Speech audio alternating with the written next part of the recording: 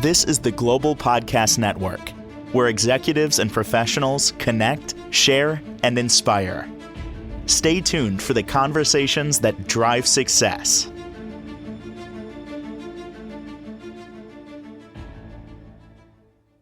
Welcome back to the show. We are honored to have our next guest joining us, as always. And Scott David Clift, excited you're back here today. You are an energy healer, a coach, integrator with Connexus services, and so much more. Please, for those that may not know who you are yet, tell us a little bit about who you are and what you do. Wonderful. Thanks, Joe. I call myself an energy healer, coach, and integrator. And what that means is that I use a lot of different techniques um, with regards to developing, clients' well-being, their sense of confidence, their sense of releasing that which no longer serves them, healing traumas, mindsets, that really activates them into a place of empowerment and authenticity. Beautiful. It's my background was in mental health as a licensed clinician. I no longer offer those services under a license in those guys because what I do offers so much more that I've discovered along the way. So, yeah, happy to be here. Great. Well, excited you're back. And for those obviously, new to your show, you've enlightened us in so many facets so far with the work you're doing, again, by the way, remotely and globally. What did you Yep. want to kind of focus on today? Yeah, thanks for that lead in. So today we're going to be kind of wrapping up this 5 episode series, um, and really talking about kind of what it takes to really heal, to really kind of upgrade or jump to the next level of growth, which will inevitably feel like a sense of freedom, a sense of liberation, a sense of empowerment, and also coming home to myself. It's like so many of us have this experience where it's like, I've always feel like there's more to me, but I can't quite express it, or when I do, it gets knocked back down. And so really stepping into my true self, the true and authentic expression of who I am. There's many things that go into that process, but that's, I think, at the end of the day, I believe that that's, as human beings, what we're like, every one of us is about, right? Mm-hmm. And no matter how much we've achieved or succeeded, there's always the sense inside of us as humans that's like, but there's more. I can never let go of this feeling like it could be better than it already is, no matter how good it is, right? I could be better, I could be stronger, I could be more present, more aware. Um, I could have more abundance, I could have more confidence, I could pursue my dreams, right? And so when we're looking at that within ourselves and within others, there are some, I think, in my experience, some necessary factors that we have to take into consideration. And we've kind of talked a little bit about kind of the different layers of who we are. And so I'm going to kind of bring that back in here today. Mm-hmm. A lot of times I talk about it in terms of like we have this body or this human self. And with that goes what we call our ego, right? Our mind. Gosh. And these are very much sort of focused on our day-to-day time and space experience. Like this happens, and then this happens, and then this happens, and then this happens. And it's all very sort of linear because of that time and space sense of limitation.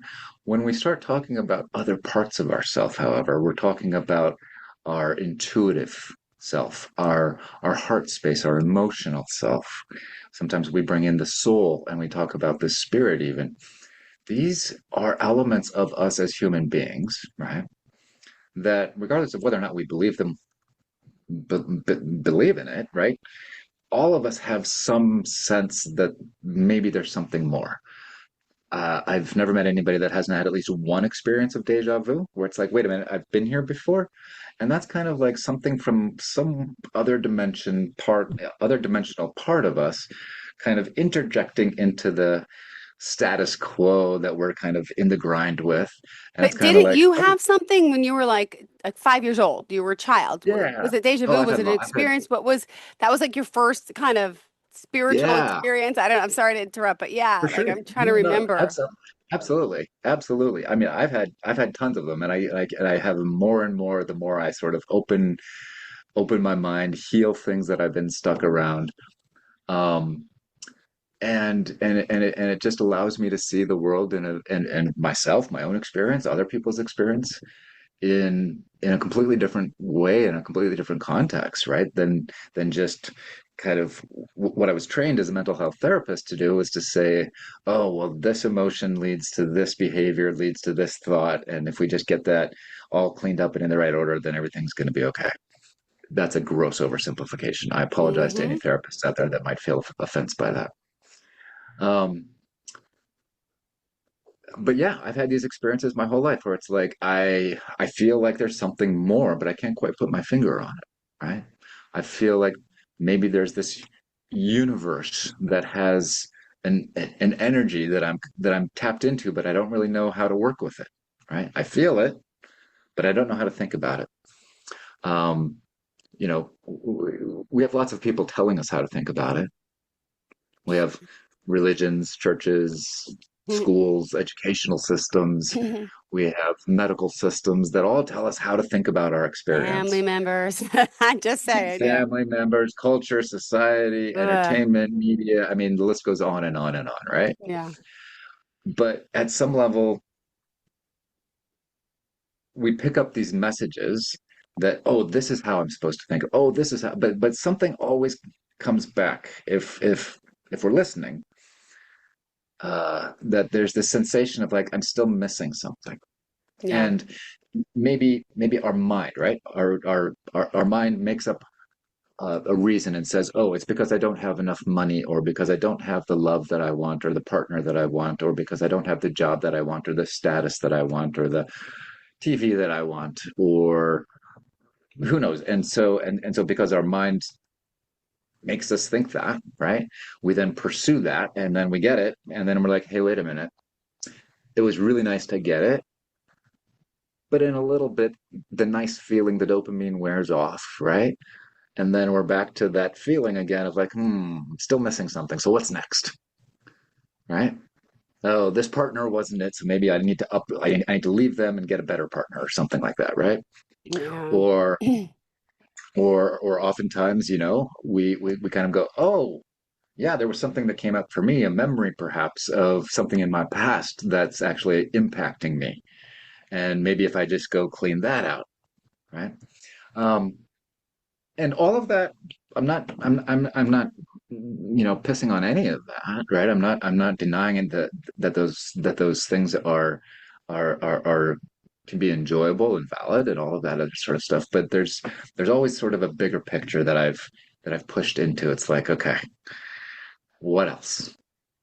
And so this is where I started really researching and experimenting and exploring with bigger and bigger sort of understandings of our reality. And this is where I landed into talking about kind of the soul and the soul's energy and energy itself and how that's exchanged and whatnot.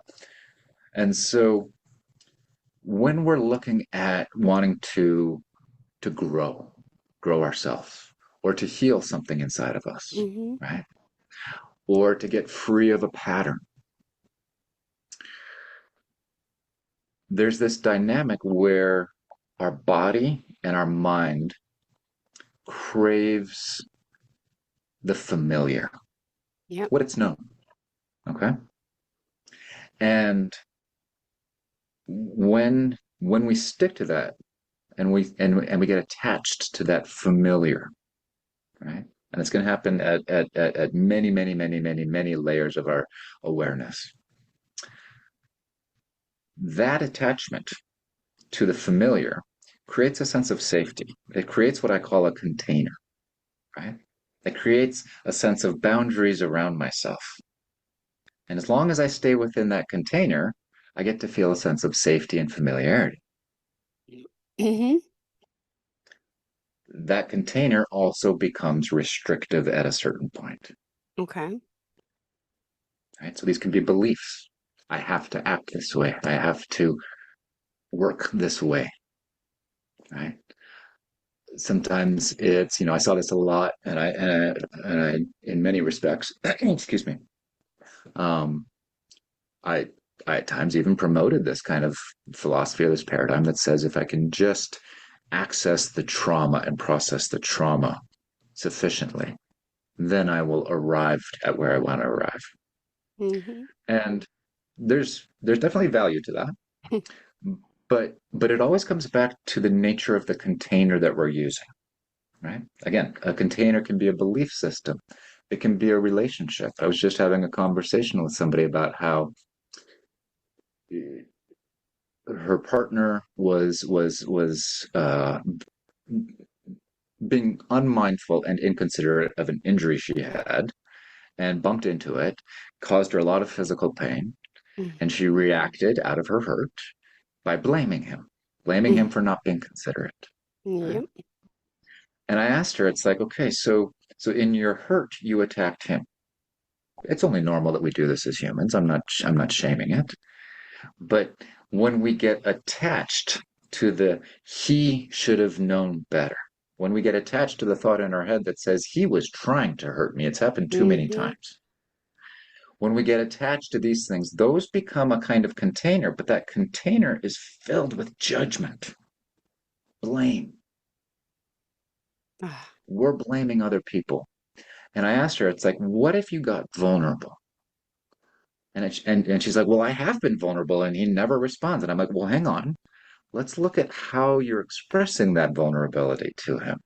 And as we explored it, she was able to recognize that when she'd been vulnerable, in her vulnerability, she was also imposing a lot of expectations on him.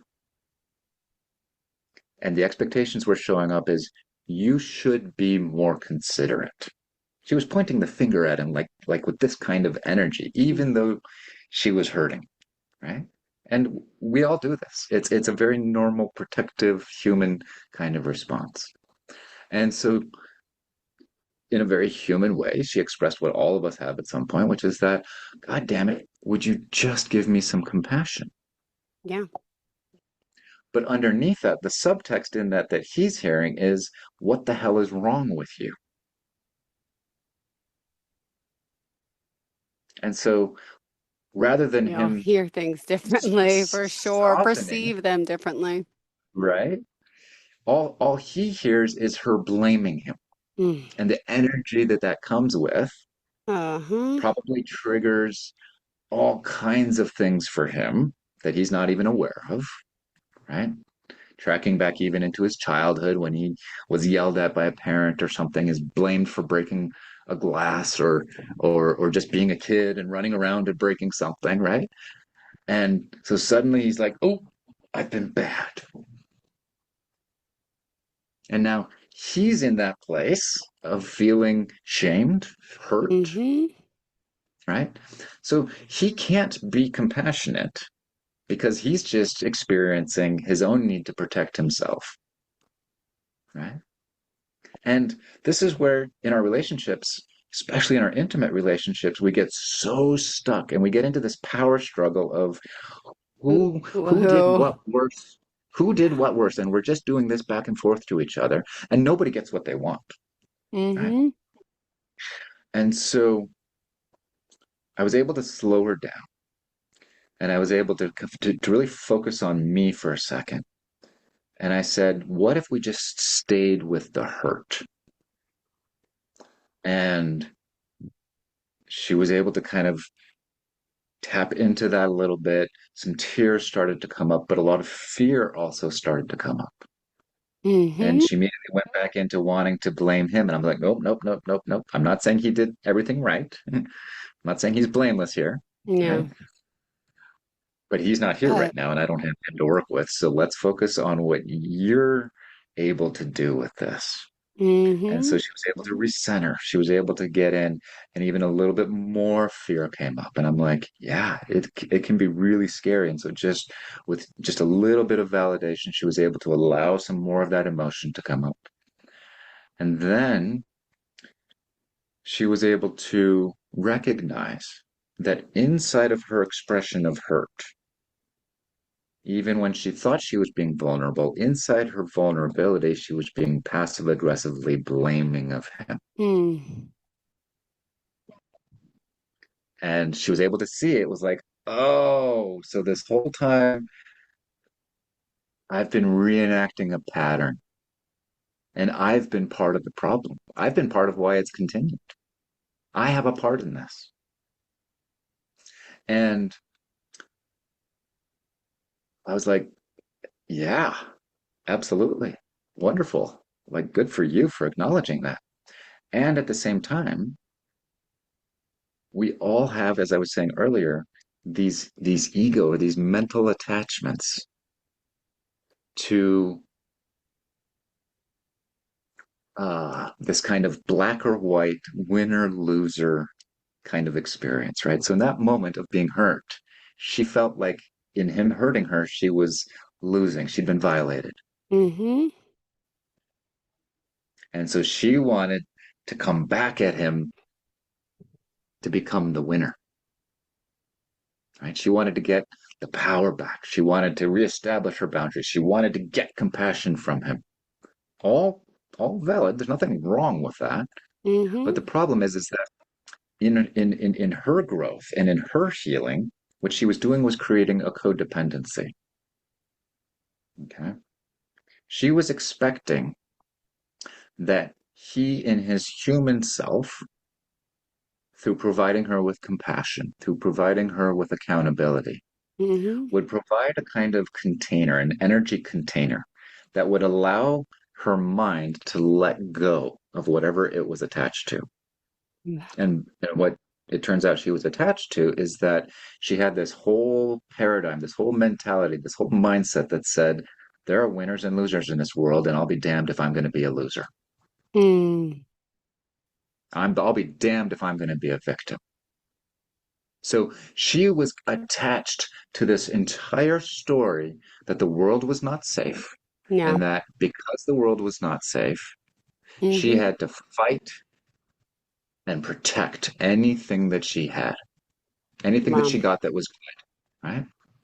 Which meant she could never trust. She could never really receive because always it was on based on this paradigm.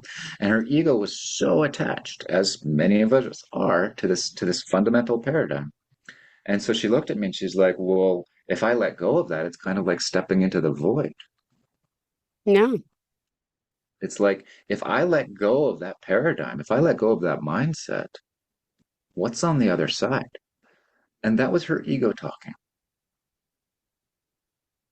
Right? That was her ego, who has always operated under this mindset, and her experiences definitely have confirmed it. Her wounds, her traumas, her interactions, her relationships have always confirmed that there's always a risk, there's always a danger out there. It's Yep. never really safe. And so, what I shared with her is that in order to heal what you have been at the effect of, in order to actually let your mind let go of that paradigm, that there are winners and losers, that there's always a risk. Like for your mind, that feels like stepping into complete unknown territory. Scary. It is actually really scary for the mind, right? And what all of us do at some level is we look for the container that will keep us safe in order to make that jump, Yeah. right? And traditionally, for so many of us, myself included, I have looked for that in what I call the human realm. I look for that in relationships where they are nurturing and compassionate and patient, right? And and what I'm really doing is I'm saying, I need you to be the container so that I can grow, right? And I think it was the second episode we did together just recently. I shared the story about kind of how I was doing that with my father for years and years. I was like, if only he could be compassionate, understanding, accepting, and really listen and validate to my experience, then I'd be able to level up, right? Mm. And but all I was really doing was I was expecting, and not just expecting, but demanding him to be the safe container in his human self. And he's flawed, and he's not very good at being human sometimes. Mm-hmm. I was demanding that he be safe enough for me to let go of the hurt, Mm-hmm. the wound, the fear, that I let go of this paradigm and this mindset and step into my own void. Right? And I'm calling it the void because that's what it feels like to the ego. It feels like complete uncertainty, complete unknown, complete unfamiliarity. And and to the mind, that kind of represents kind of a death. It's like if I step into that, I'm gonna die because Mm-hmm. I don't have any skills for that space. I know how to operate here based on what I think is true and real. But when I jump into the void, I'm not in control of anything anymore. And everything is unfamiliar to me. That's how the mind looks at that, right? No. But that's exactly what's needed for our growth and our healing. There's no other way. And so there's this vulnerability that comes in that, as you said, as you acknowledged, is very scary. It feels like a huge risk. In fact, it's so big that unless we have an adequate container, we'll never do it. We'll never let it go. Mm-hmm. Just keep coming back to it. We'll keep picking it up. If that container is constructed through human means, my own force of will, my new mindset, whatever, still not enough. If we use another human being, still not enough. And so we have to look at how do we construct non-human containers, by which I mean spiritual containers, energetic containers that Mm-hmm. don't rely on the fallibility of humans Yeah. in our human body and psychological selves, right? We have to go bigger for a bigger container, one that is constructed on a different level. I refer to as the spiritual or the energetic levels. And when we construct those containers, we have access to a powerful, beautiful, loving, nurturing container of energy that allows us to completely sever our dependence on the human and make that jump that we're finally been looking to make. And when we do, again, for the ego, initially it feels scary, but with that energetic container supporting us, right? Our ego can finally allow that to happen. It can actually kind of go through its own like its own kind of like surrender and dying process. And then on the other side, what we end up discovering is that there is so much available to us that we never could imagine because our egos were so limited trying to stay in the familiar, right? Yeah. And that is where healing, leveling up, that's where growth, that's where coming into our authentic self can really start to happen. Yeah. It's we have to let go of a piece of our identity. We have to let go of a piece of who we are, at least what our ego has told us who we are and what we have to do, right? And that's the really scary part. It's like, no, this is what has made me me. This is what has made me safe. This is what has allowed me to get as far as I've gotten. Yeah. This is who I am. And we got to let pieces of that go because it's not actually congruent with who we truly are, Mm-hmm. right? And in order to do that, as I'm saying, we need these bigger containers Yeah. that'll hold us, even if we're not aware of it in our egos, at least some part of us, our soul, our energy bodies, they are actually holding our ego in this beautiful, safe container that allows us to make that jump. Yeah. Yeah. It's it's beautiful. It's a gift for me to be able to watch people go through the process. For me, it's kind of like a truth of the universe and a truth of being human all wrapped into one. And I'm so excited to share it. Beautiful. And you are here inspiring so many with your story, with your journey, with the work you're doing. And how could you help our listeners today? What are some of the things before we go that you can Absolutely. specifically work on with them? So, yeah, I mean, you can well imagine that people come to me with all different sorts of Mm-hmm. things: anxiety, depression, stuckness, ambivalence, apathy, frustration, broken relationships, traumas that have come up, Mm-hmm. from childhood or recent, or just generalized distress about the state of the world and not being able to cope with all that's going on right now. And there is a lot going on right now. I'm excited to announce that in a couple of days I will be announcing a workshop that I'll be doing on constructing these containers, Right. and it'll be a 5-week workshop, just 2 hours every week that we'll be meeting, and it'll bring in so much information for those that are interested to really leveling up, not just for themselves, but also for their loved ones. One of the beautiful things that my client said that I've been talking about today is that as she became aware that she could actually create this container on the non-human, on the spiritual level, and that could actually support and hold her in a way so much better than she was looking for from her husband or any other human being, including herself. She said something beautiful, Jill, and it was like, oh, if I learned how to do this for myself, then maybe I can also offer it to him. Because at that point, it won't be her being his container. It will be her actually channeling an energy that's completely above her pay grade for him. She'll be able to help him heal. And this was just 45 minutes after she had been stuck in her ego saying, he needs to change before I can feel better.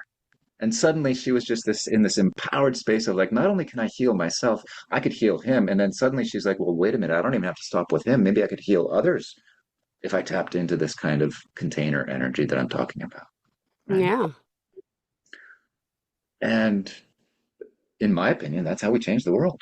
We start with ourselves, we heal with those around us, but we don't do it alone and we don't do it with our energy. We do it with a bigger energy that's available to all of us.